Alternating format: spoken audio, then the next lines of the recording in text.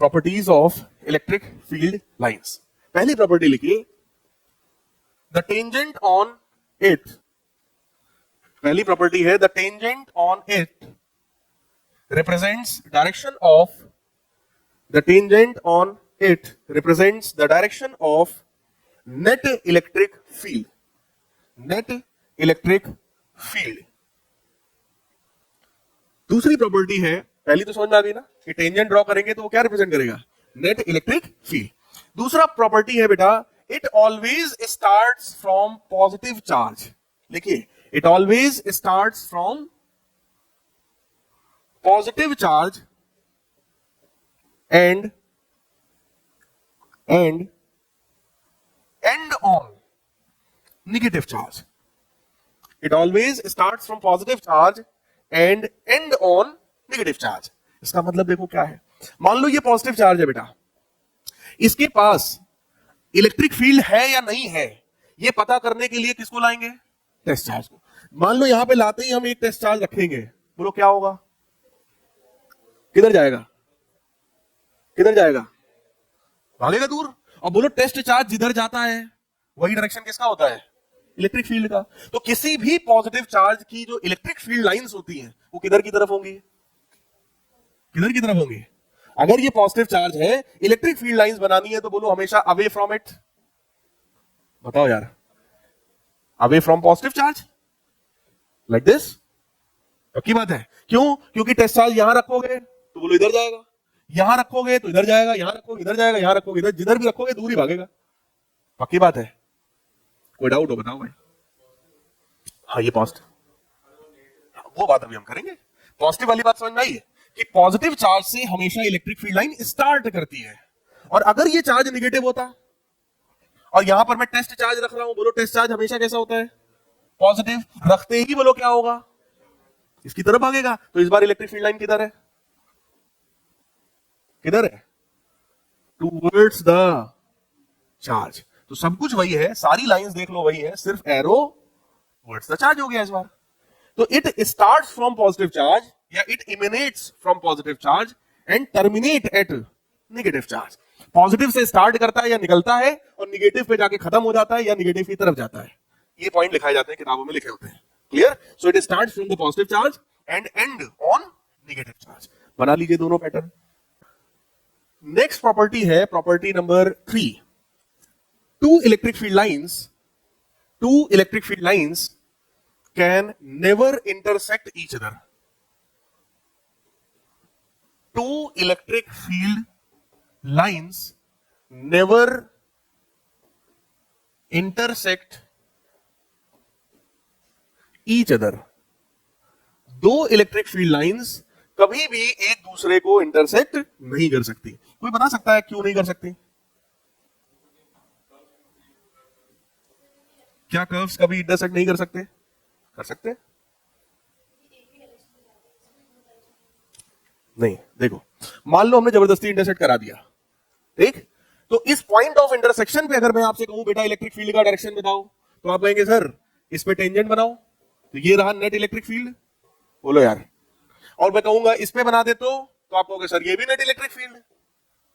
अब एक ही पॉइंट पर इलेक्ट्रिक फील्ड की दो डायरेक्शंस पॉसिबल नहीं है। इनफैक्ट एक ही पॉइंट पर नेट इलेक्ट्रिक फील्ड की दो डायरेक्शंस पॉसिबल। इसका क्या मतलब हुआ? इसका मतलब यह है अगर मैं यहां पर एक क्यू नॉट चार्ज रखूंगा तो क्यू नॉट चार्ज इधर भी जाएगा और क्यू नॉट चार्ज, और एक ही चार्ज एक ही समय में दो डायरेक्शंस में कैसे जाएगा? बोलो यार। तो एक ही पॉइंट पर दो नेट इलेक्ट्रिक फील्ड पॉसिबल नहीं है।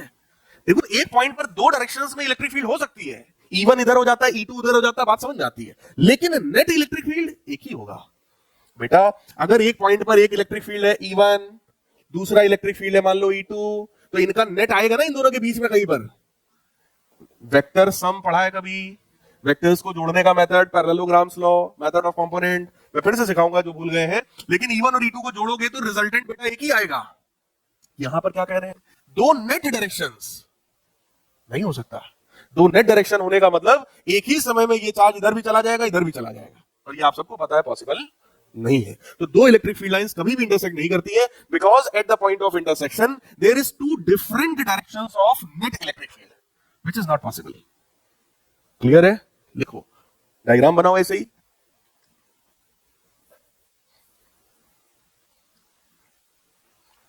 उसमें लिखिए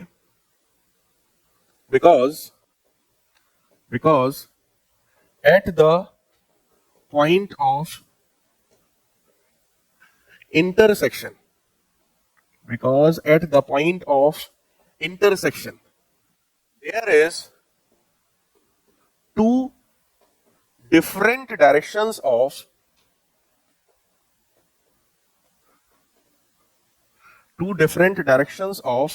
net electric field, which is not possible। एक ही पॉइंट पर इलेक्ट्रिक फील्ड की दो डायरेक्शंस होना नेट पॉसिबल नहीं हो सकता। क्लियर भाई? आगे बढ़ा जाए। नेक्स्ट प्रॉपर्टी है प्रॉपर्टी नंबर 4।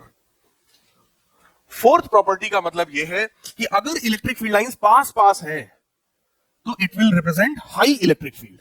दैट मींस अगर इलेक्ट्रिक फील्ड लाइंस कहीं पर मान लो ऐसी बनाई जाए, 4 इलेक्ट्रिक फील्ड लाइंस हमने बनाई, देखो यहां पर इनके बीच की दूरी कम है, इसका मतलब इस पॉइंट में इलेक्ट्रिक फील्ड का स्ट्रेंथ, तो यहां पर इलेक्ट्रिक फील्ड हाई है, जबकि यहां पर दूर दूर है electric field lines, it means यहां पर लो इलेक्ट्रिक फील्ड है।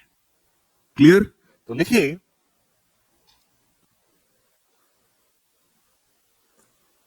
closer the electric field lines, comma, higher will be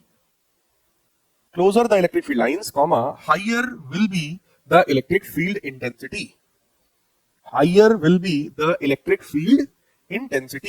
and vice versa। And ये ऐसे लिखते हैं ना, वाइस वर्सा, मतलब इसका जस्ट अपोजिट भी होगा। तो जहां पर ये पास है वहां हाई इलेक्ट्रिक फील्ड, जहां ये दूर दूर है वहां लो इलेक्ट्रिक फील्ड बना लीजिए। और बेटा अगर इलेक्ट्रिक फील्ड की वैल्यू इधर ज्यादा है इधर कम है तो इस तरह की इलेक्ट्रिक फील्ड क्या कहलाती है? Non uniform electric field. It represents non uniform electric field.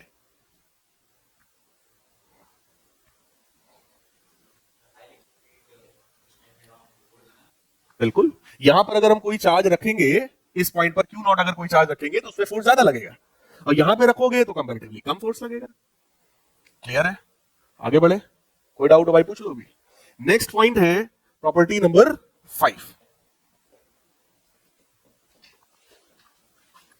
Property number 5 का मतलब देखो क्या है, अगर ये मान लो एक क्यू चार्ज है बेटा और एक ये माइनस क्यू चार्ज है, तो अब क्या होगा? Positive charge electric field line अपने से दूर भेजना चाहता है और निगेटिव चाहता है इलेक्ट्रिक फील्ड लाइन इसके पास आ जाए, तो क्या होगा इसका? It will become like this. ये इलेक्ट्रिक फील्ड लाइंस अपने से दूर भेज रहा है और ये इलेक्ट्रिक फील्ड लाइंस को अपनी तरफ अट्रैक्ट कर रहा है, so it will become like this. इसका पैटर्न कुछ ऐसा हो जाएगा कि पॉजिटिव से इलेक्ट्रिक फील्ड लाइंस निकलेंगी और निकल के किधर जाएंगी? निगेटिव की तरफ। ठीक है, तो ये अगला पैटर्न हो गया। अगर मान लो आपसे कहा जाए कि दोनों पॉजिटिव चार्जेस हैं, तो अब क्या होगा? इस बार ये अपने से दूर इलेक्ट्रिक फील्ड लाइन भेजेगा, बोलो,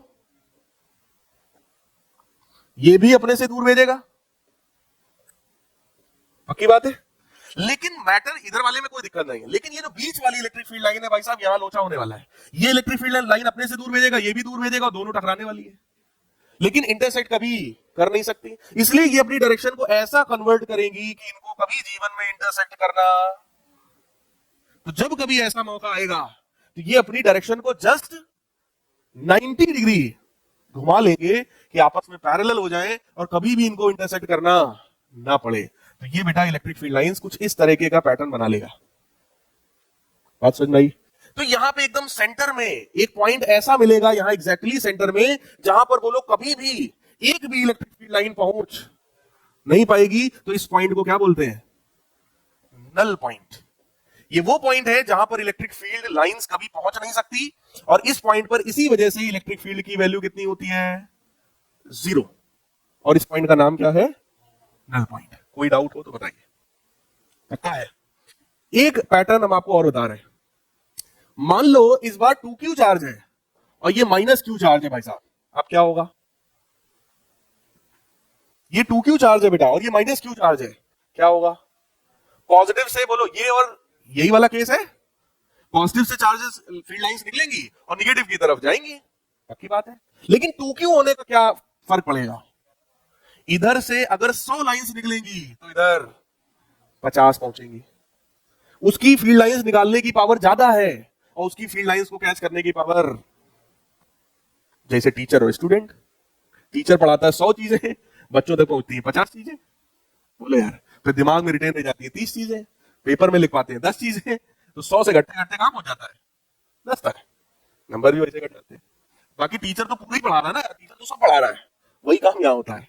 जो रेशियो चार्जेस के बीच में होता है वही रेशियो बेटा नंबर ऑफ फील्ड लाइंस में भी होता है। तो नेक्स्ट प्रॉपर्टी लिखिएगा, इसके लिए थोड़ी जगह छोड़ करके नेक्स्ट प्रॉपर्टी लिखिएगा, प्रॉपर्टी नंबर 6, उसमें लिखो number of electric field lines is directly proportional to magnitude of the charge, is directly proportional to magnitude of the charge।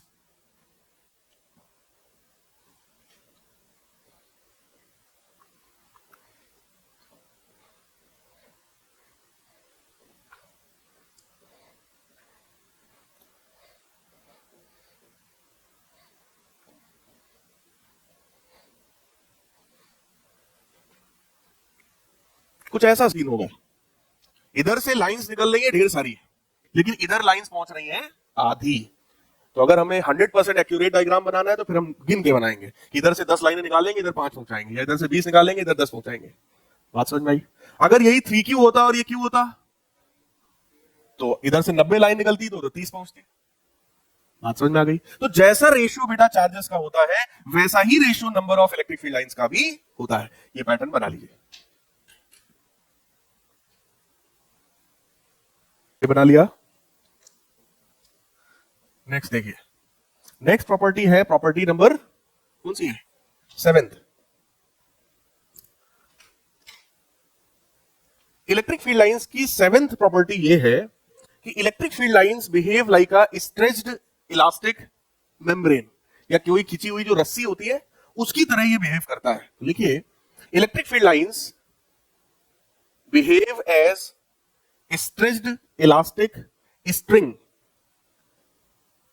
Electric field lines behave as stretched elastic string, मतलब जो खिंची हुई रस्सी होती है उसकी तरह ये बिहेव करता है। मतलब इलेक्ट्रिक फील्ड लाइंस अपनी लेंथ को बढ़ा भी सकता है और समय पड़ने पे अपनी लेंथ को घटा भी सकता है। तो अगर ये दो चार्जेस ऐसे रखे तो बीच की इलेक्ट्रिक फील्ड लाइन ऐसी थी, और जब दूर कर दिया गया तो length of electric field line बढ़ गई, और अगर इनको और पास कर दिया जाए तो इनके बीच की जो लाइन है उसकी लेंथ कम हो गई। तो इलेक्ट्रिक फील्ड लाइंस का जो लेंथ है वो फ्लेक्सिबल है, depending on the situation length बढ़ भी सकती है और लेंथ घट भी सकती है।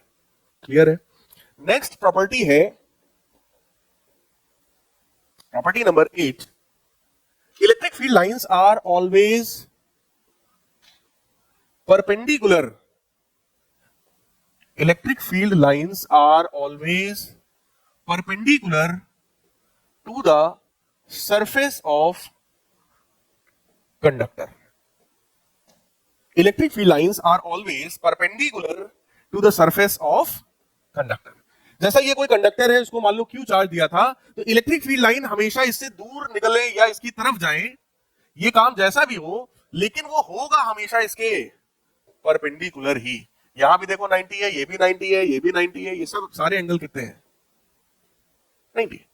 तो इलेक्ट्रिक फील्ड लाइंस हमेशा सरफेस से परपेंडिकुलरली निकलेंगी और परपेंडिकुलरली ही एंटर भी करेंगी। पक्की बात है? Next property, property number 9। Electric field line never enters the conductor. Electric field lines never enters inside conductor. Electric field line कभी भी कंडक्टर के अंदर एंटर नहीं करती। अगर मान लो ये कोई इस तरीके का कंडक्टर है, इनफैक्ट थोड़ा इसको यूनिफॉर्म शेप का हम ले आ रहे हैं, मान लो इस तरीके का एक रेक्टेंगुलर टाइप का एक कोई कंडक्टर है और इलेक्ट्रिक फील्ड लाइंस ऐसे जा रही थी, तो वो इलेक्ट्रिक फील्ड लाइन इसके अंदर एंटर नहीं करेगी। ये पैटर्न कुछ ऐसा हो जाएगा,